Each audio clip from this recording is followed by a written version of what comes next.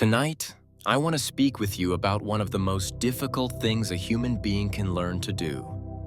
It is a skill that the ancient Stoics considered essential for inner peace. A practice that separates those who are controlled by their emotions from those who have learned to master them. A wisdom that, once understood, can free you from a prison you may not even realize you have built around yourself. I want to talk about learning to emotionally detach from someone. Perhaps you have found yourself here tonight because there is someone occupying too much space in your mind. Someone whose words still echo in your thoughts long after they were spoken. Someone whose approval you still seek even though seeking it brings you pain. Someone whose presence or absence has become the axis around which too much of your emotional life revolves. You are not alone in this struggle. The Stoics, those remarkable philosophers who shaped Western thought and counseled emperors through impossible trials, understood attachment deeply. They understood longing. They understood the peculiar pain of caring too much about things beyond our control, including other people, their actions, their feelings toward us, their choices that affect our lives but that we cannot change. And they developed practices refined over centuries for releasing the grip of unhealthy attachment without becoming cold, without becoming bitter, without losing the capacity for love that makes us human.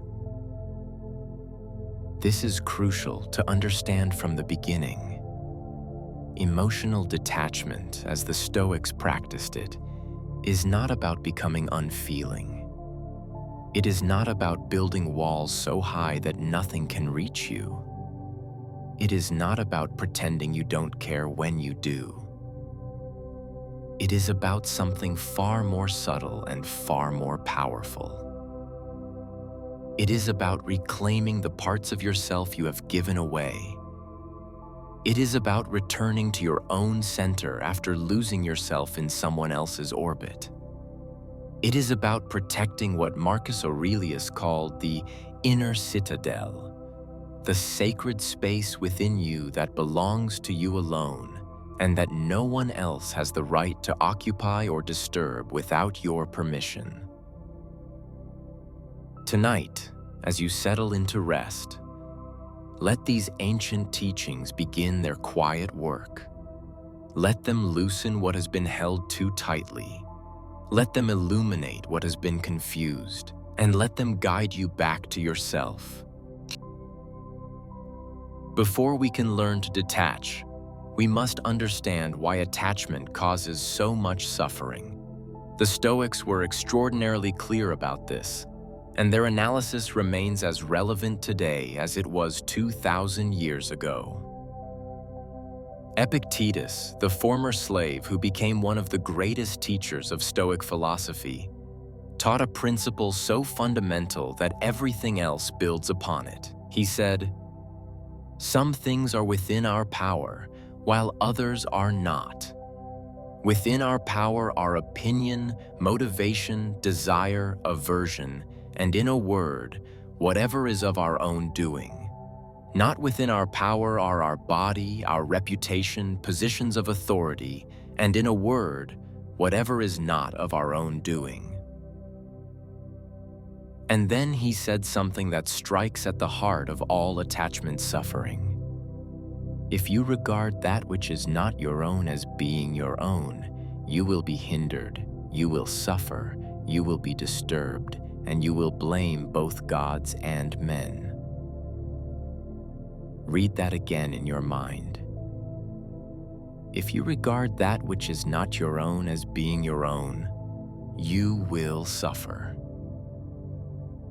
This is the diagnosis.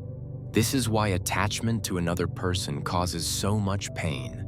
Because when you attach your well-being to someone else, you are regarding something that is not yours as if it were yours.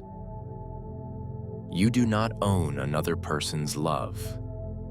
You cannot control whether they give it or withdraw it. You do not own another person's attention. You cannot control where they direct it. You do not own another person's choices. You cannot control what they decide to do, who they decide to be, whether they decide to stay or go. You do not own another person's feelings toward you. You cannot control whether they admire you or dismiss you, whether they choose you or reject you, whether they appreciate you or take you for granted. When you become attached, truly attached in the way that causes suffering, you have made someone else's feelings and choices the foundation of your own peace. You have handed them the key to your inner citadel and said, "Here, you decide whether I feel okay today. You decide whether I am worthy. You decide whether I can be at peace." This is an enormous amount of power to give another person. Power they did not ask for, power they may not even want, and power that, whether they wield it kindly or cruelly, keeps you in a state of constant vulnerability. The Stoics would tell you, take back that power, not with anger, not with resentment, but with wisdom, with clarity, with the understanding that your peace was never theirs to hold. Marcus Aurelius, the philosopher-emperor who ruled Rome at the height of its power, wrote extensively about the independence of the inner self. His private journal, the Meditations, is filled with reminders to himself about where his peace actually comes from and what can and cannot disturb it. He wrote, "Today I escaped from anxiety. Or no, I discarded it because it was within me in my own perceptions, not outside." Notice the correction he makes to himself. First, he says he escaped anxiety as if it were something external pursuing him. Then he corrects himself. No, I discarded it because it was within me, in my own perceptions, not outside. This is a fundamental Stoic insight about emotional pain, including the pain of attachment. The suffering is not located in the other person. It is not located in their words or their actions or their choices. It is located in your perceptions, in your interpretations, in the meaning you assign to what they do or don't do. This might sound like it minimizes your pain. It does not. Your pain is real. Your longing is real. The ache of wanting someone who isn't present, or wanting someone to be different than they are, or wanting someone to want you, that ache is completely real and completely valid. But understanding where the pain actually lives is the first step to healing it. If your suffering were located in the other person, you would be powerless. You cannot reach into someone else's mind and rearrange their feelings. You cannot make someone love you who has chosen not to. You cannot force someone to treat you well who has decided to treat you poorly. If your suffering lived in them, you would be at their mercy forever. But your suffering lives in you, in your perceptions, in your interpretations, in the stories you tell yourself about what their behavior means and what you deserve and who you are. And that means you have access to it. You can examine it. You can question it. You can gradually and gently begin to change it. Marcus Aurelius wrote, "If you are distressed by anything external, the pain is not due to the thing itself, but to your estimate of it. And this you have the power to revoke at any moment. The power to revoke at any moment. This is the Stoic promise. Not that pain will never erase, but that you have more power over your inner experience than you've been led to believe. You are not as helpless as attachment makes you feel. Tonight, let that truth begin to settle into your consciousness. Your peace lives within you, and you have the power to reclaim it. If these teachings are reaching you, if this ancient wisdom is bringing some clarity to a situation that has felt confused and painful, consider subscribing to this channel. Not for numbers or metrics, those things the Stoics would dismiss as externals beyond our control, but so that these teachings keep finding you, so that the wisdom of Marcus Aurelius and Seneca and Epictetus continues to arrive when you need it most. The Stoics believed that philosophy was medicine for the soul. And like medicine, it needs to be taken regularly to be effective. One dose does not cure a chronic condition. One night of wisdom does not undo years of unhealthy patterns. Subscribing is a small way to ensure the medicine keeps arriving. Now, let us continue deeper into this practice of emotional detachment. The first practical step is something the Stoics would have recognized immediately. You must clarify what you are actually attached to. Because often, what we think we are attached to is not the real source of our suffering. When you say you are attached to someone, what does that actually mean? Are you attached to the person as they actually are? Or are you attached to who you wish they were? Are you attached to who they used to be? Are you attached to who they could be if only they would change in the ways you want them to change?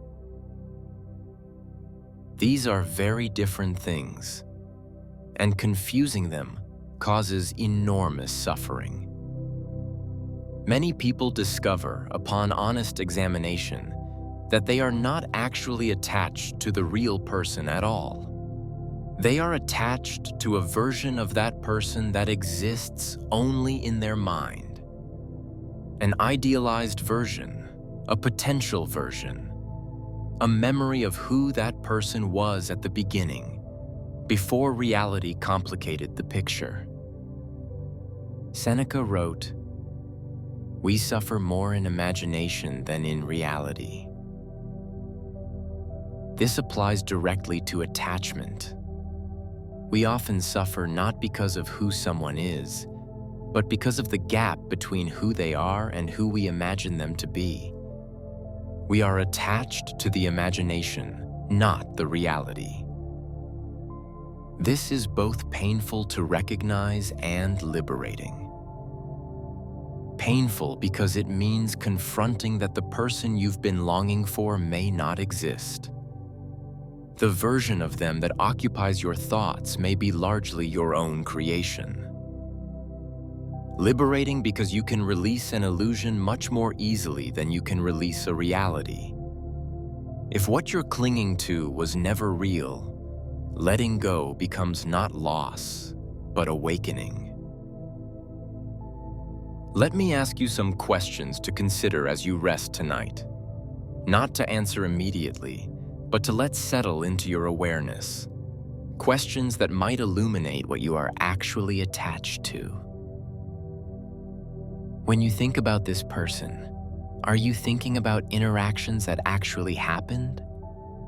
Or are you replaying imagined conversations, things you wish you had said, things you wish they had said, scenes that exist only in your mind? When you feel longing for them, what specifically are you longing for?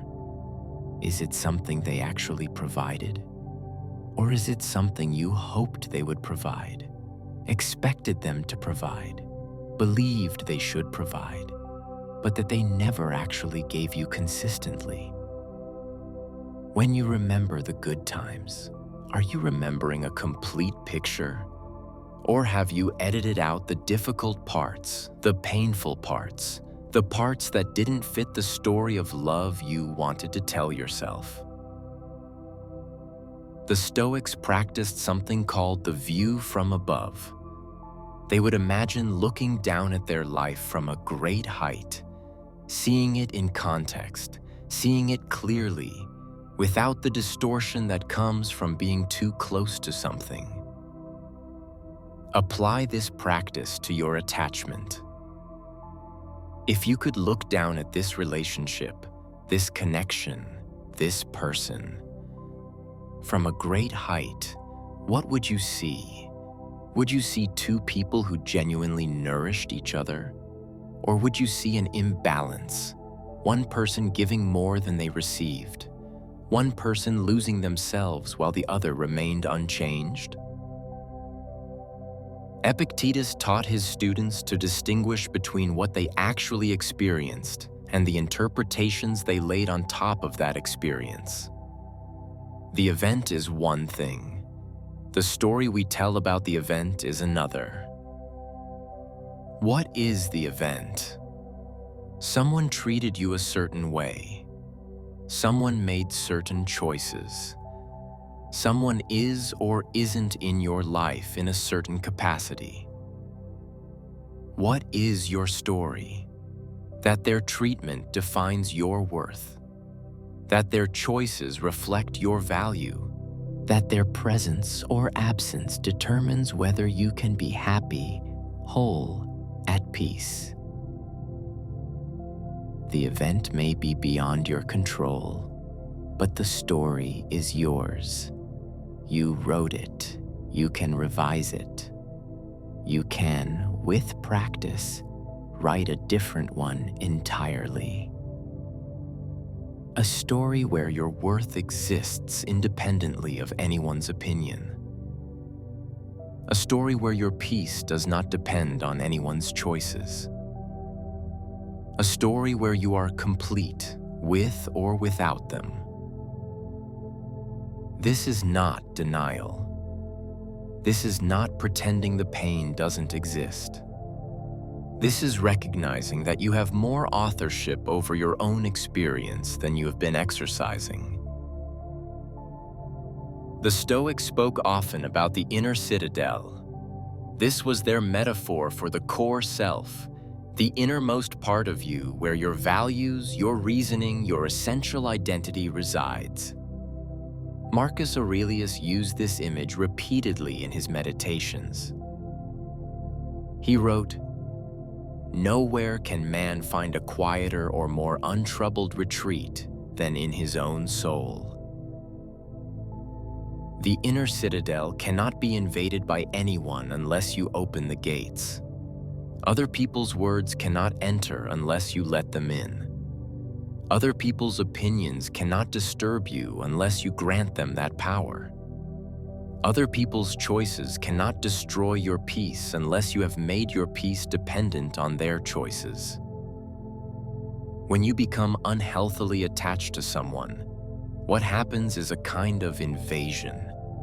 Gradually, often without noticing, you have opened the gates of your inner citadel and let someone else take up residence in spaces that should belong to you alone. Their voice becomes louder in your head than your own voice. Their opinion of you becomes more important than your opinion of yourself. Their approval becomes the source of your self-worth, rather than your own values and actions. Their presence or absence becomes the determining factor in your emotional state, rather than your own inner resources. Reclaiming your inner space means gently but firmly asking them to leave, not with anger, not with violence, but with the quiet authority of someone who is simply taking back what was always theirs. This is your mind. You decide what occupies it. This is your peace. You decide what disturbs it. This is your identity. You decide what defines it. Seneca wrote something powerful about this. It is not that we have a short time to live, but that we waste a lot of it. Life is long enough, and a sufficiently generous amount has been given to us for the highest achievements if it were all well invested. Apply this wisdom to your mental and emotional space. You have not been given limited inner resources. You have simply been investing them poorly, spending them on someone who may not have earned that investment, who may not have reciprocated it, who may not even have wanted it. It is time to reclaim your investment, to take back the attention you have been lavishing on someone else and return it to yourself, to rebuild the walls of your inner citadel and remember that this space is yours to protect. One of the most important skills in emotional detachment is learning to remove reactivity from your responses. This is where the Stoics offer particularly powerful guidance. When you are attached to someone, everything they do carries enormous weight. A text that comes carries a surge of hope. A text that doesn't come carries a wave of despair. A word of approval sends you soaring. A word of criticism sends you crashing. Their mood becomes your mood. Their energy becomes your energy. You have become a mirror reflecting whatever they project onto you. This is exhausting, and it is not sustainable, and it gives the other person enormous power over your inner experience. Power that no one should have over another human being. The Stoics practiced what they called the pause. When something happened, before reacting, they would pause. In that pause, they would examine the impression, the initial appearance of the thing that had happened. They would ask, is this really what it seems? Is my reaction proportionate? Am I responding to reality or to my interpretation of reality? Epictetus taught, it is not things that disturb us, but our judgments about things. When someone doesn't reply to your message, the thing, the bare fact, is simply this. You sent a message and no reply has arrived yet. That is all that has actually happened. But the judgments you layer on top of that fact create your suffering. They don't care about me. They're deliberately ignoring me. They're probably talking to someone else. I said something wrong. I'm not important enough to respond to. None of those judgments are contained in the fact of the unreturned message. You added them. And because you added them, you can remove them. This takes practice. Enormous practice. You've been training yourself for years, perhaps, to react intensely to everything this person does or doesn't do. That training won't reverse overnight. But every time you pause, every time you catch yourself reacting and ask whether the reaction is proportionate, every time you separate the bare fact from the judgments you're adding to it, you weaken the automatic response. You create space between stimulus and reaction, and in that space, freedom begins to grow. Marcus Aurelius wrote, "You have power over your mind, not outside events. Realize this, and you will find strength." The events are not yours to control, but the mind is yours. And a mind that has learned to pause, to examine, to choose its response rather than being controlled by automatic reaction, That mind is free. Seneca, who faced exile and loss and ultimately death with philosophical composure, wrote extensively about how to handle difficult emotions. His letters are filled with practical wisdom for exactly the kind of situation you may be facing.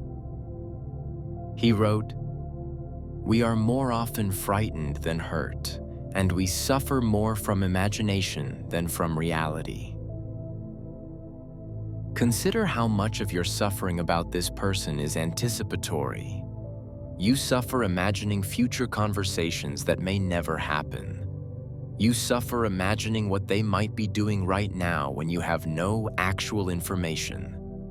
You suffer imagining a future without them, or with them, spinning out scenarios in your mind that haven't occurred and may never occur. This is the imagination running wild, and the Stoics would tell you, bring it back to the present moment. What is actually happening right now? Not what might happen, not what happened before, but right now, in this moment, what is actually occurring.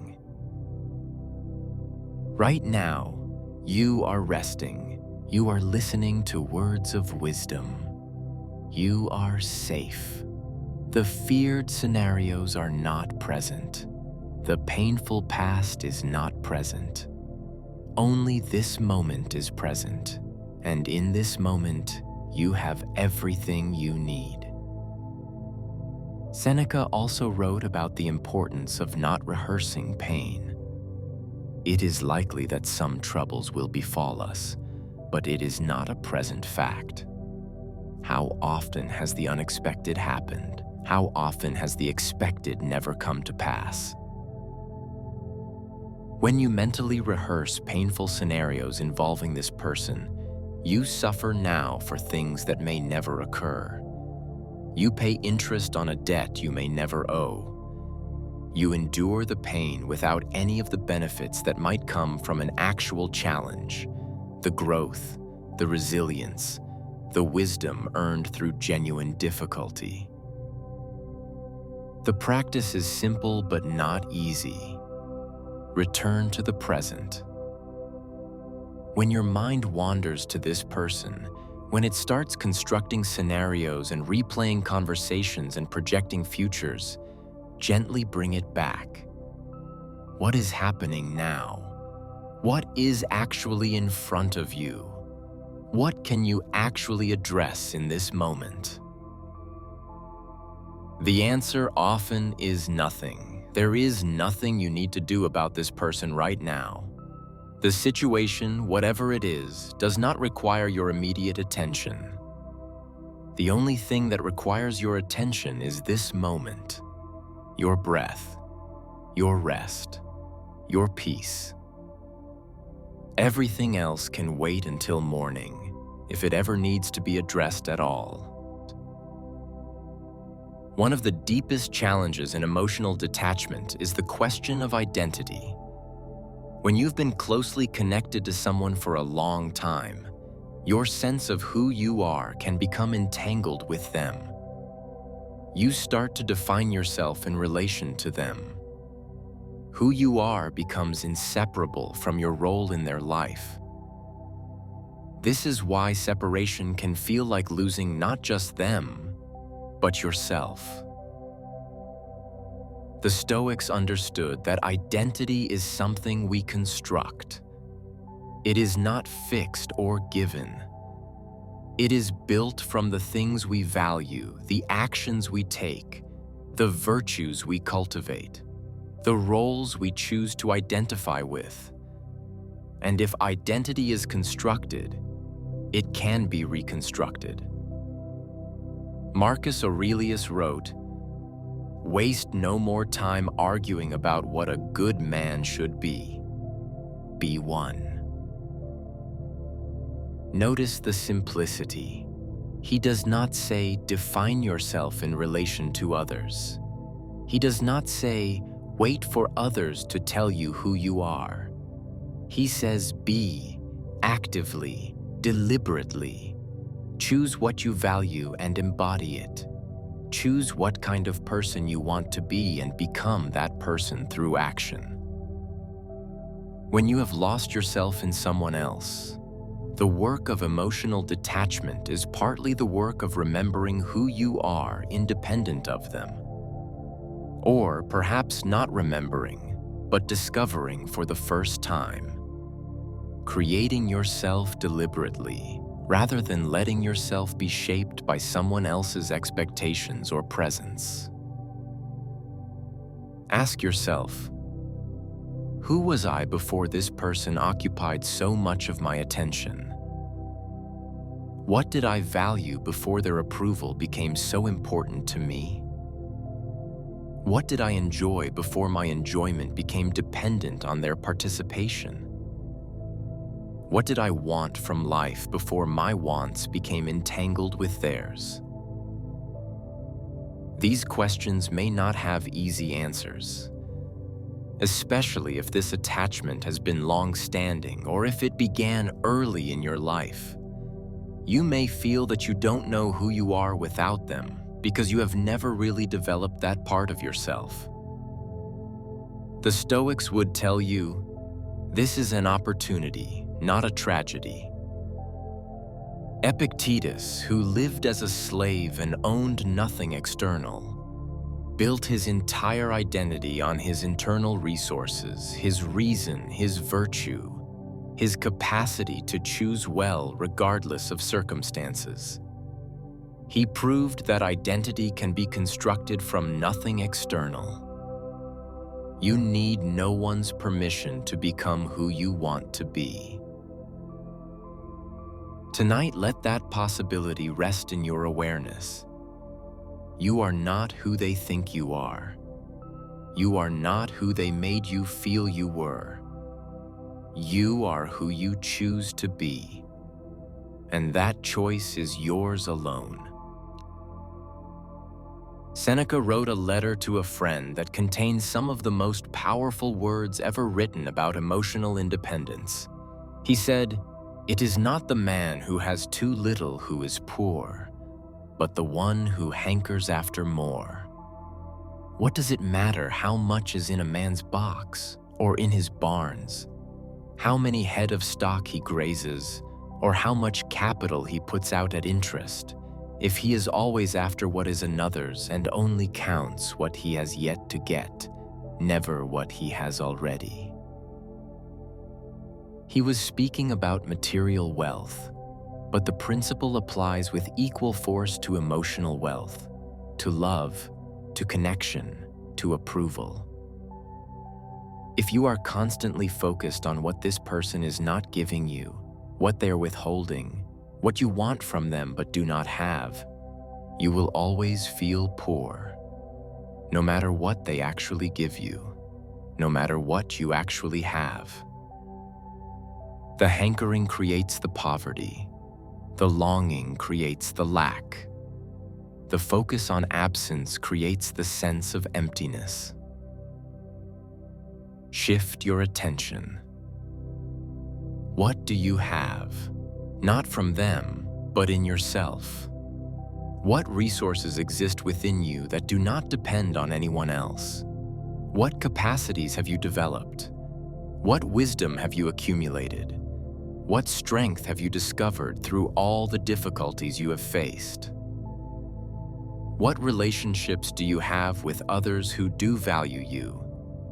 Who show up for you? Who reciprocate your care? What beauty exists in your life that has nothing to do with this person? The world that surrounds you, the sky above you, the air you breathe, the 1,000 small gifts that arrive daily if you have eyes to see them. Seneca would tell you that you are rich already. You simply have not been counting your wealth. You have been so focused on what you lack, on what this one person is not providing, that you have become blind to what you have. This is not positive thinking in some superficial sense. This is retraining attention. moving it away from an obsessive focus on one source of potential happiness and redistributing it across the many sources that actually exist.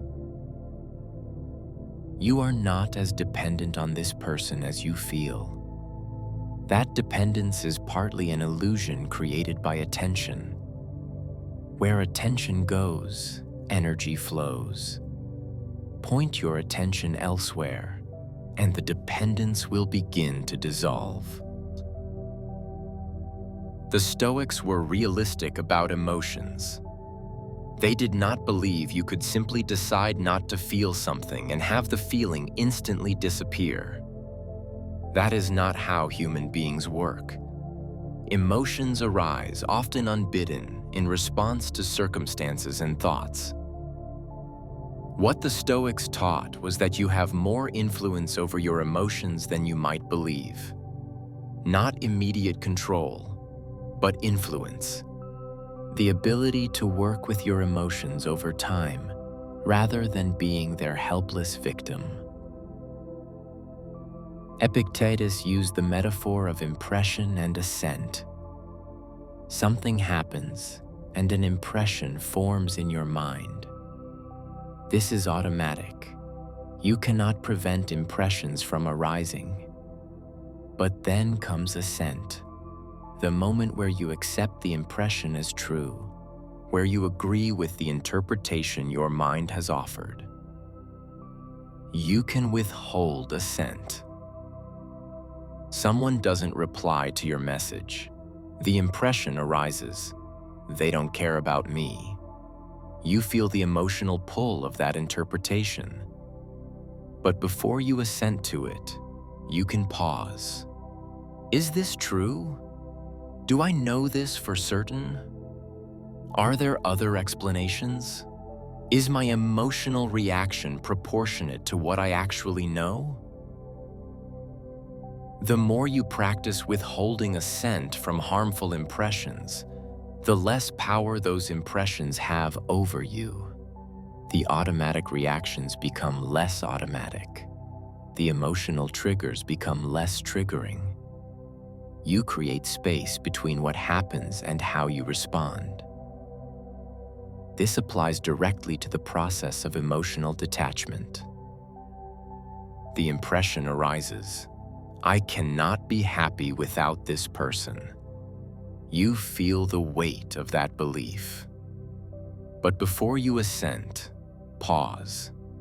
Is this true? Have I always been unhappy without them?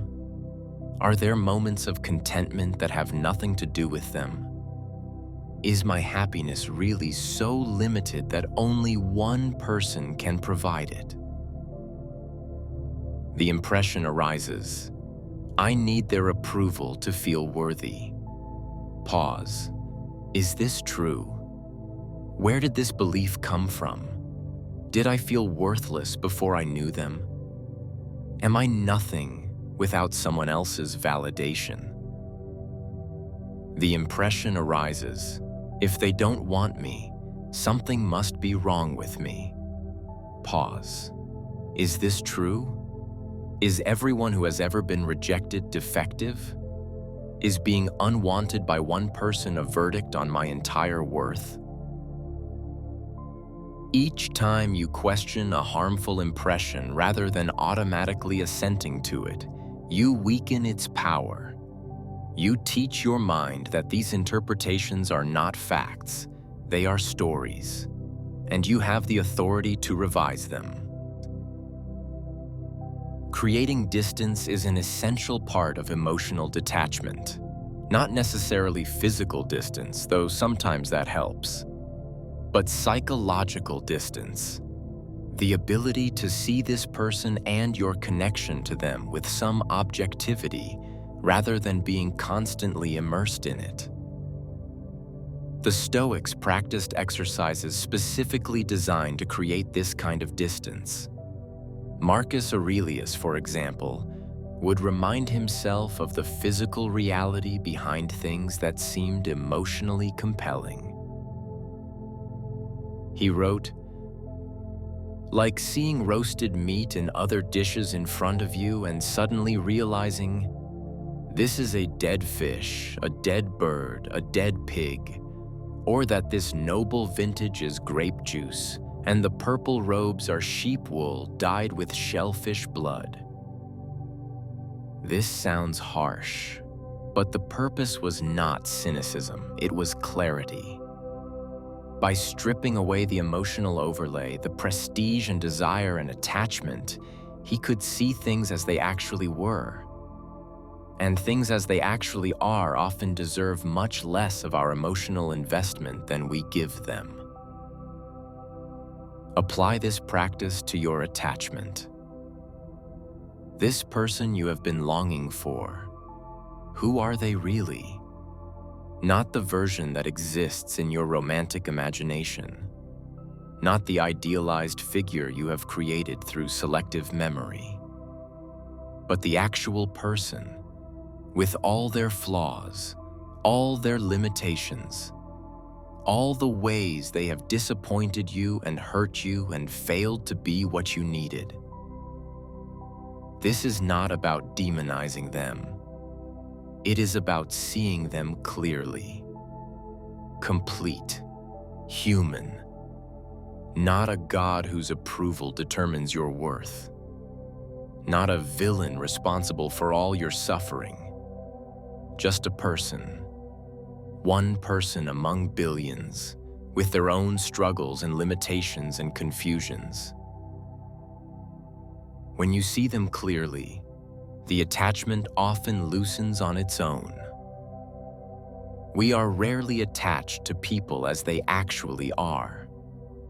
We are attached to what they represent, to what they could be, to the needs we hoped they would fill, to the wounds we hoped they would heal. Seeing them clearly reveals that they are not capable of being what you need them to be, not because they are bad, but because no one can be what we need them to be when what we need is to be whole within ourselves. The work is not to find someone who will make you complete. The work is to become complete within yourself. And then, from that wholeness, to connect with others freely, without desperate need, without unhealthy attachment. Boundaries are essential to emotional well-being, and the Stoics understood this deeply, even if they did not use modern psychological language. When Marcus Aurelius spoke of the inner citadel, he was speaking of a boundary, a protected space with walls that keep certain things out. Many people who struggle with attachment also struggle with boundaries. They have difficulty knowing where they end and another person begins. They absorb other people's emotions as if they were their own. They feel responsible for other people's feelings. They cannot say no without guilt. They cannot protect their own needs without feeling selfish. If this describes you, understand that the Stoics would not consider boundary setting selfish. They would consider it necessary, essential, a fundamental requirement for living a good life and being genuinely helpful to others. Seneca wrote, "If a man does not know to what port he is sailing, no wind is favorable." If you do not know what is yours to protect, you cannot protect it.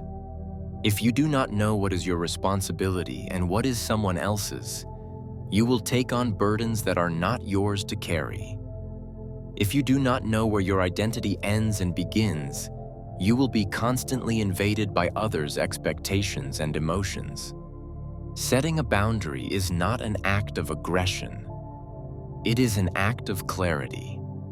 It says, "This is mine. This is yours. I am responsible for my feelings. You are responsible for yours.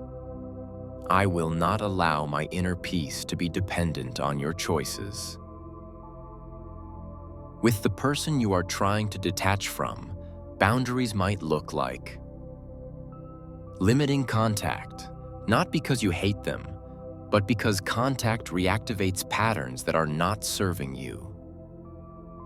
Declining to discuss certain topics that always lead to pain or conflict. Refusing to be available at all hours for their needs when they are not similarly available for yours. Choosing not to engage with their attempts to pull you back into dynamics that harm you. These boundaries are not punishments. They are not revenge. They are simply you taking responsibility for your own well-being rather than waiting for someone else to take responsibility for it. The Stoics would tell you, this is wisdom. This is strength. This is what it looks like to rule yourself rather than being ruled by others. There is a grief that comes with emotional detachment, and the Stoics would not have you deny it. Even when detachment is necessary, even when it is healthy, even when holding on was causing more pain than letting go ever could, there is still something lost. And what is lost deserves to be mourned. You are not just letting go of a person, you are letting go of possibilities. The future you imagined with them. The version of yourself that existed in relation to them. The hopes you carried, perhaps for years, about what this connection could become. Seneca, who experienced profound losses in his life, including the death of a beloved son, wrote about grief with great compassion. He did not tell people to simply stop feeling. He acknowledged the reality of pain. But he also pointed towards something beyond the pain. He wrote, "What need is there to weep over parts of life? The whole of it calls for tears." This sounds dark, but in context, it is actually liberating. Seneca is saying that loss is built into life. Impermanence is the nature of existence. Everyone and everything we love, we will eventually lose, or they will lose us. This is not a defect in life. It is the nature of life. When you grieve this particular loss, you are not grieving something uniquely tragic. You are participating in the fundamental human experience of impermanence. Every person who has ever lived has loved and lost. You are not alone in this. The Stoics did not grieve less than others, but they grieved with understanding. They grieved knowing that the loss was inevitable. They grieved without the additional suffering of thinking it should not have happened, that life should have been different, that someone is to blame. Let yourself grieve what is being lost. The hope, the possibility, the version of yourself that needed this person so desperately. Let the grief move through you like weather passing through a landscape. But know that on the other side of grief, there is peace. On the other side of letting go, there is freedom. On the other side of this passage, there is a version of you who no longer needs what you thought you needed. Trust the process. The grief will not last forever, but the freedom it leads to can.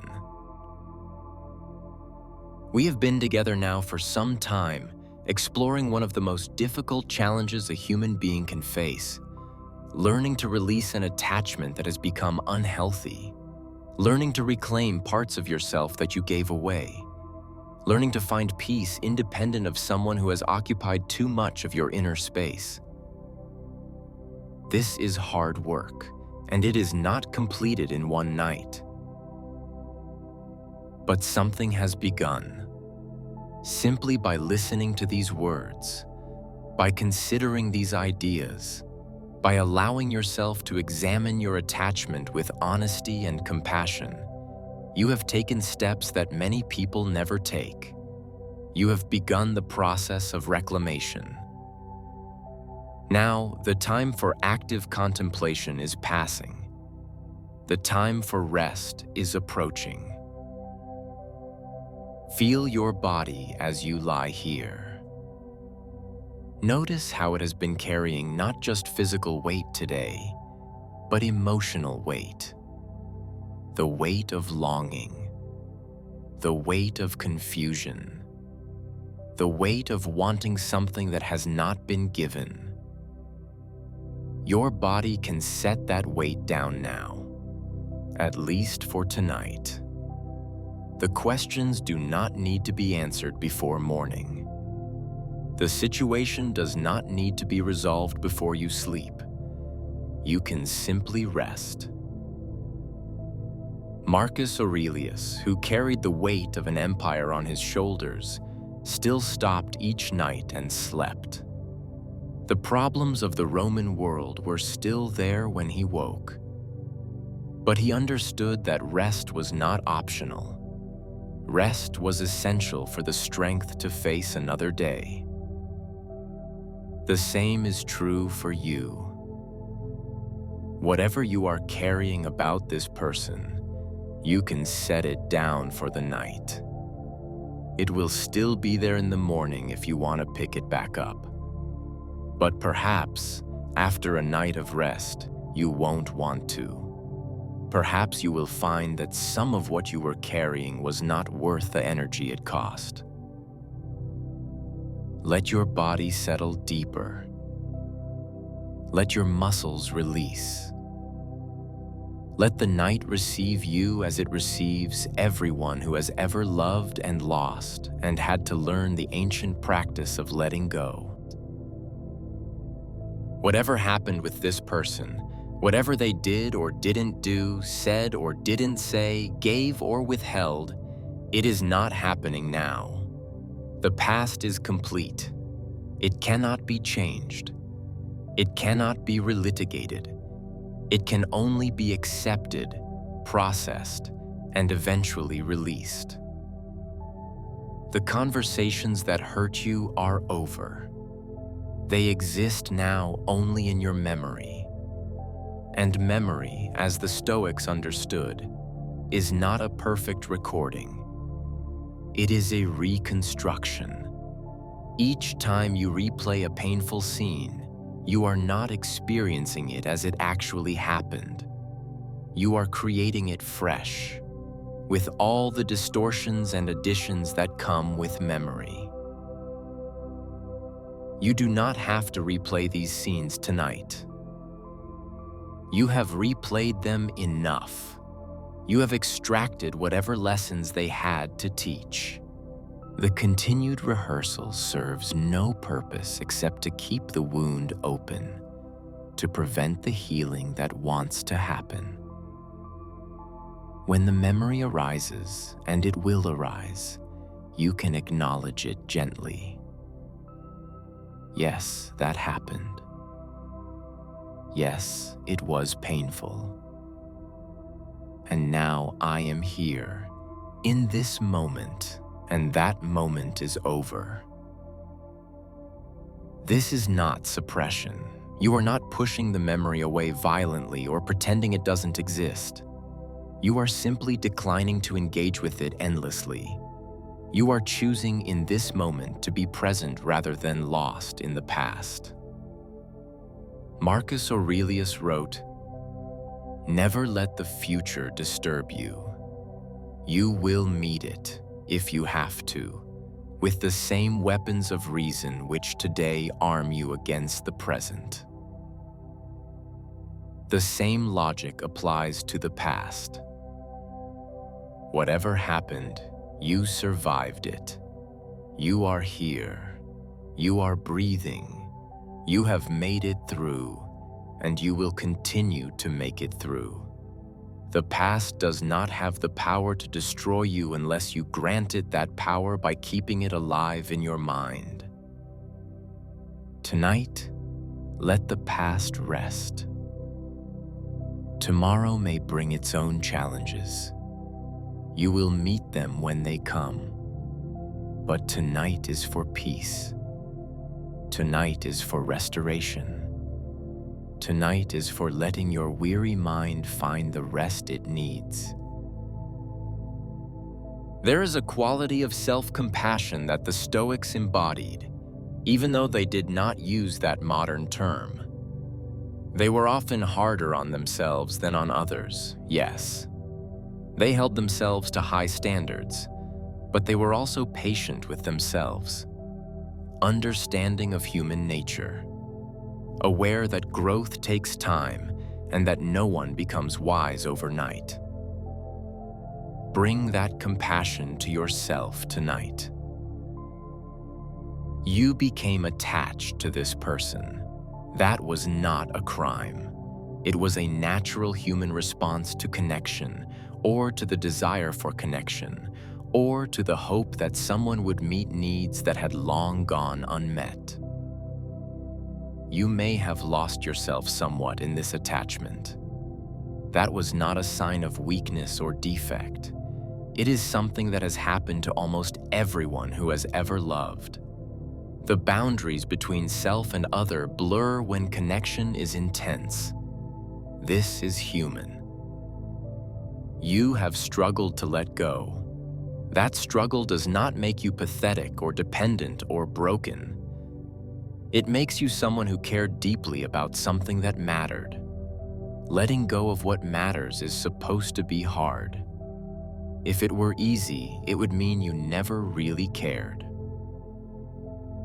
Seneca wrote to a friend who was grieving, "Let not your tears flow longer than nature demands." But he also wrote, "Let them flow."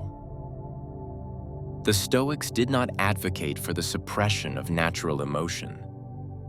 They advocated for the mature processing of it. Feel what you feel. Honor what you feel. And then, gently over time, allow it to complete itself and pass. You are doing the best you can with the resources you have. The fact that you are here, listening to these words, seeking wisdom, trying to heal, that is evidence of strength, not weakness. Many people never examine their attachments, never question their patterns, never seek to grow beyond the conditioning they received. You are doing the hard work of self-examination. That takes courage. Be gentle with yourself tonight. You are not behind where you should be. You are exactly where you are.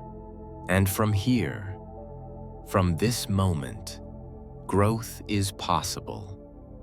Change is possible. Freedom is possible, see. But tonight, you do not need to achieve anything. You only need to rest. The darkness that surrounds you now is not something to fear.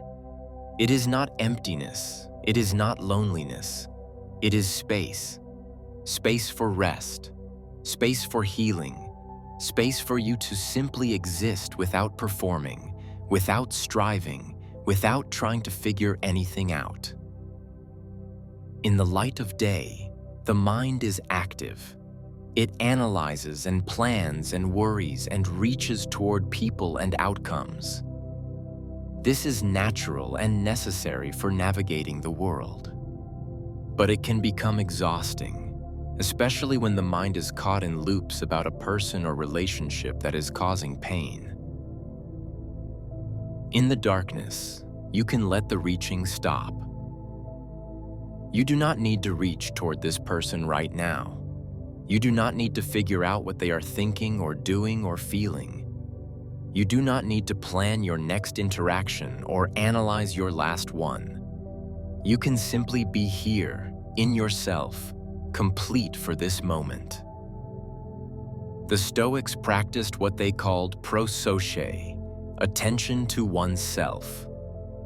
It was a turning inward, a returning to the self after the mind had scattered itself across external concerns. Practice this now. Return to yourself. Feel your body. Notice your breath. Sense the weight of your limbs against the surface beneath you. This is you. This is what is actually present. Not the person you have been thinking about, not the past or the future. Just this body, this breath, this moment. You are here, and you are enough. Not because you have achieved everything you wanted, not because someone has validated you, not because all your problems have been solved, but simply because you exist, because you are conscious, because you are capable of growth and learning and change. This is what the Stoics meant by the inner citadel. This core self that cannot be touched by external circumstances unless you allow it.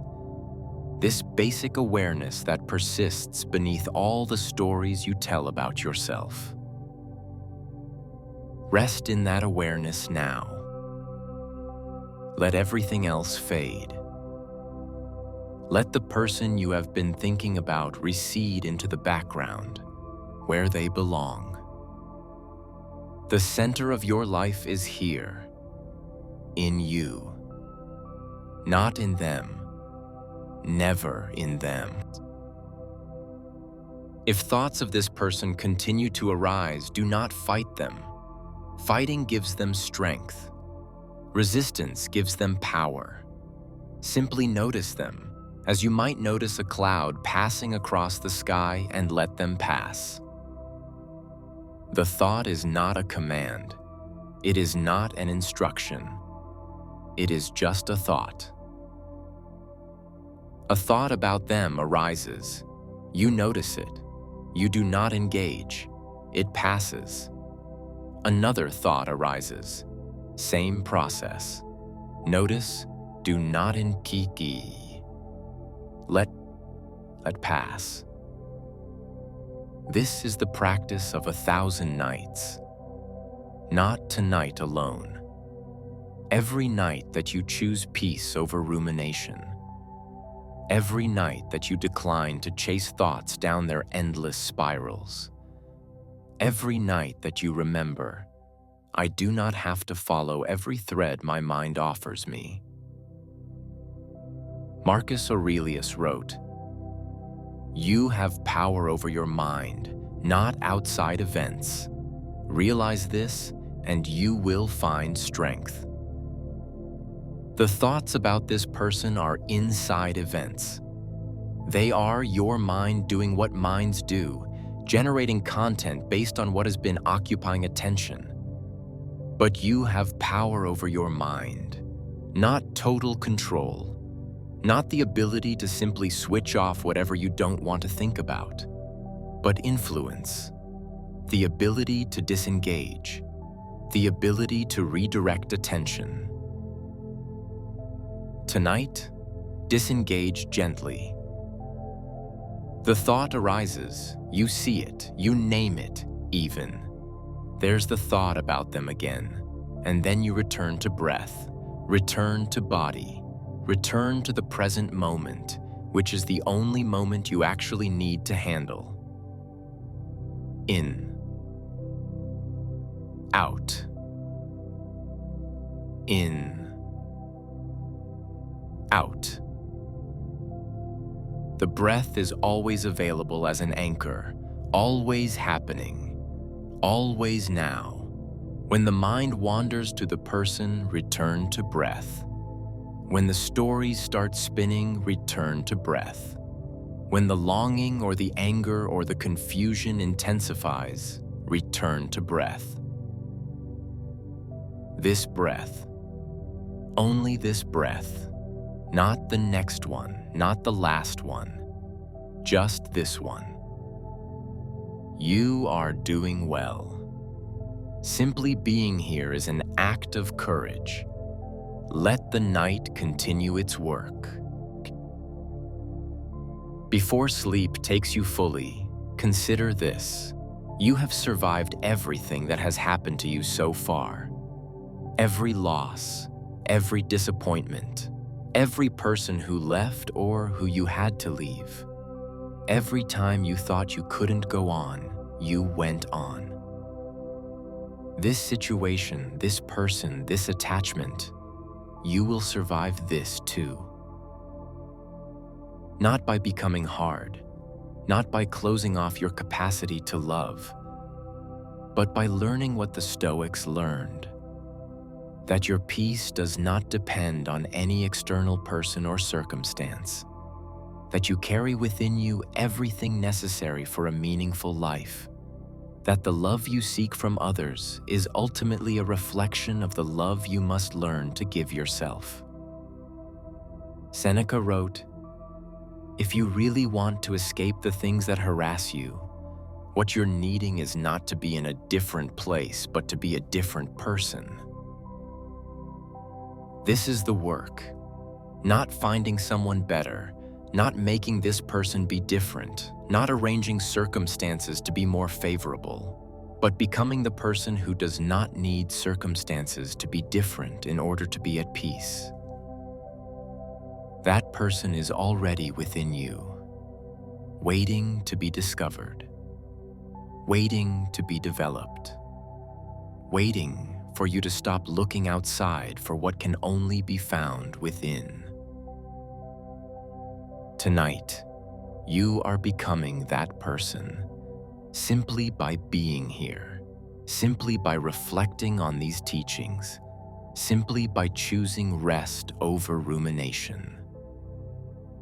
Change does not happen all at once, but it happens step by step, night by night, choice by choice, and you are making better choices just by being here. Trust the process. Trust yourself. Trust that the pain you are feeling is not pointless. It is transforming you into someone who no longer needs to be in pain. Let sleep come now. Let the healing continue while you rest. Let tomorrow bring whatever clarity it brings. For now, simply rest. You are safe now. Whatever this person represents to you, fear or longing or unfinished business, it is not present in this room. It is not here with you in this moment. The only thing present is you, your body, your breath, the quiet darkness that asks nothing of you. Let your body sink into that safety. Notice where you might be holding tension, the jaw perhaps clenched against words you wanted to say. Let it soften, the shoulders perhaps hunched as if bracing for impact. Let them drop, the chest perhaps tight with grief or longing. Let it expand with breath. Your body has been carrying this attachment too, not just your tas. The body holds emotion. It stores it in muscles and posture and breath patterns. Tonight, give your body permission to release what it has been holding. You do not need to protect yourself right now. There is nothing to defend against, no conversation to navigate, no rejection to anticipate, no approval to seek. Just rest. The Stoics understood that human beings need restoration. Marcus Aurelius stopped each night despite the endless demands of empire. Seneca encouraged rest as part of a balanced life. Epictetus taught that even the archer must unstring the bow between sessions, or the bow becomes useless. You are that bow. You have been strung tight for too long, tense with wanting, taut with attention directed outward. Tonight, unstring yourself. Let the tension dissolve. Let the attention return home. Sleep builds strength. Not just physical strength, but emotional resilience. The difficult feelings that seem overwhelming when you are depleted become manageable after genuine rest.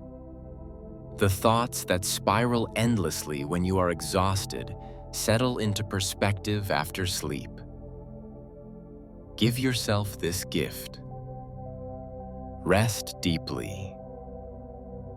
Heal quietly. Wake stronger. The night is deep now. The world around you is still. The noise that fills the day has quieted. This is the time that belongs to rest. Whatever remains unresolved about this person can stay unresolved until morning. And in the morning, you may find that some of it does not need resolution at all. Some questions dissolve when you stop asking them. Some problems solve themselves when you stop trying to force a solution. The Stoics practiced what they called acceptance of what is. Not passive resignation, but clear-eyed acknowledgement of reality as it actually exists. This person is who they are, not who you want them to be, not who they could be, who they actually are right now as demonstrated by their actions and choices. Your feelings are what they are, real, valid, present, but also temporary, changeable, not the permanent truth about you.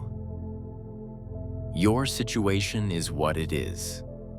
Whatever has happened, has happened. Whatever will happen, will unfold in its own time. You cannot force outcomes.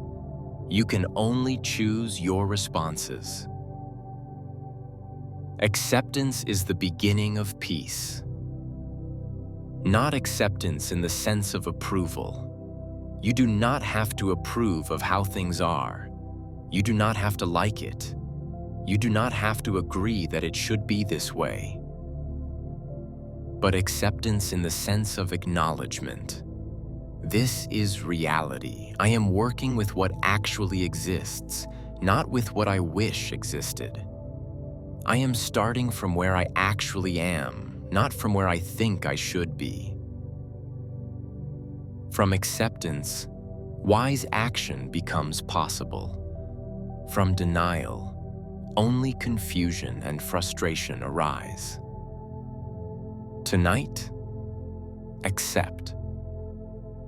Accept that you are healing, even though it doesn't feel complete. Accept that you are growing, even though growth is painful. Accept that this night is for rest, and let rest come. Sleep is very close now. You can feel it at the edges of your awareness. A softness, a heaviness, a gentle loosening of the boundaries between waking and dreaming. Do not fight it. Do not try to hold on to any thought or any clarity. Let the mind soften as the body has softened. Let the active processing give way to the quiet receptivity of sleep. The wisdom of the Stoics that we explored tonight does not need to be remembered perfectly. It does not need to be cataloged or analyzed. It will work on its own level, beneath conscious thought. Seeds planted in fertile ground. Tomorrow you may find yourself responding differently to thoughts of this person. You may notice a small space opening between the thought and the reaction, a moment of pause that wasn't there before, a choice where before there was only automatic response. Or tomorrow may feel much the same, and that is okay too. Healing is not linear. Growth is not a straight line. Some days will feel like progress. Other days will feel like you're back where you started.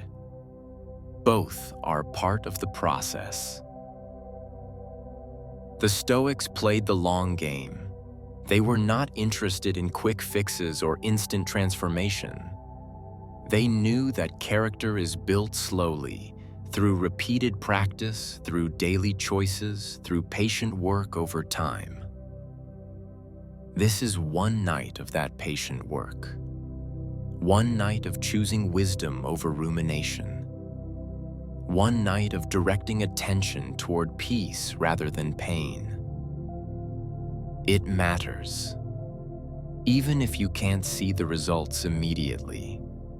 Even if tomorrow feels hard. This night matters. What you are doing right now matters. Let that be enough for now. Let sleep take you where sleep takes you. Trust the process. Rest. Drift toward sleep. Let these final words from the Stoics accompany you into the night. Marcus Aurelius wrote, "The happiness of your life depends upon the quality of your thoughts." Tonight you have invested in the quality of your thoughts. You have turned them toward wisdom rather than rumination, toward healing rather than reopening wounds, toward freedom rather than captivity. Seneca wrote, "True happiness is to enjoy the present without anxious dependence upon the future."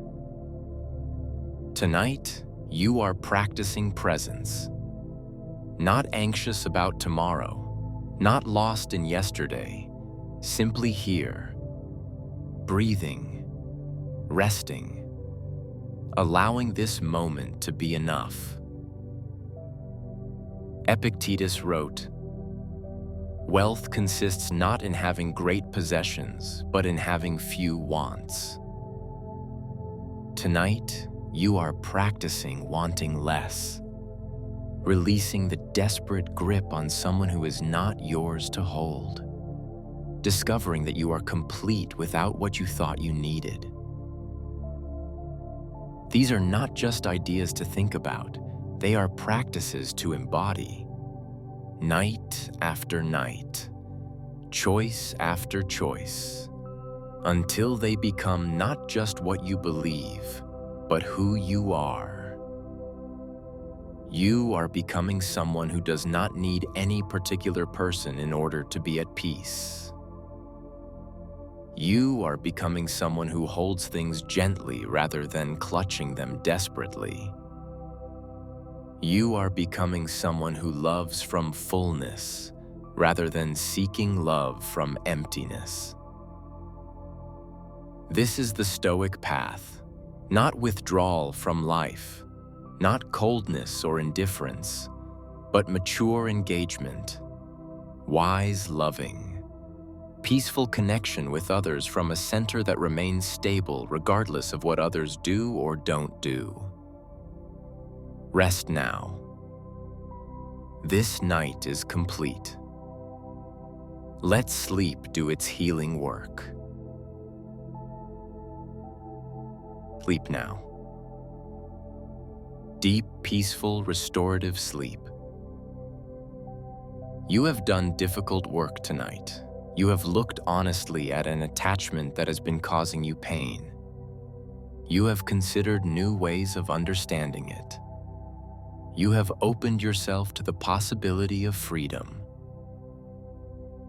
That is enough for one night.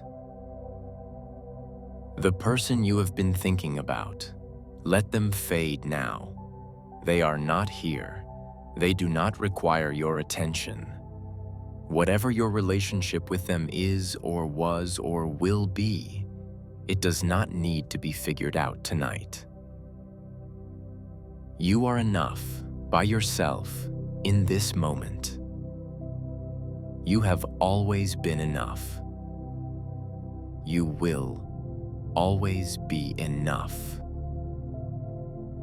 The Stoics who guided us tonight found peace in the midst of circumstances far more difficult than most of us will ever face. They found that peace within themselves, not in other people's approval, not in circumstances arranged to their liking, but in the simple practice of returning again and again to their own center.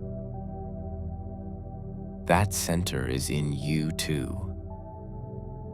Unshakable, untouchable, yours alone. Return to it now. Rest in it. Let it hold you through the night.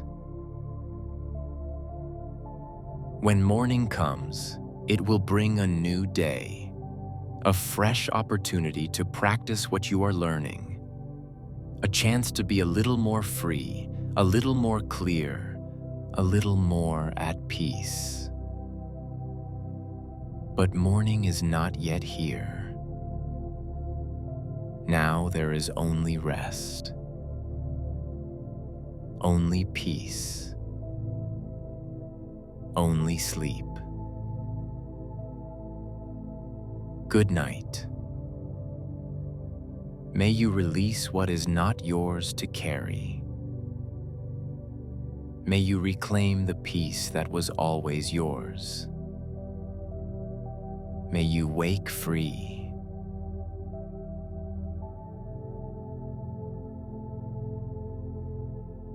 Sleep.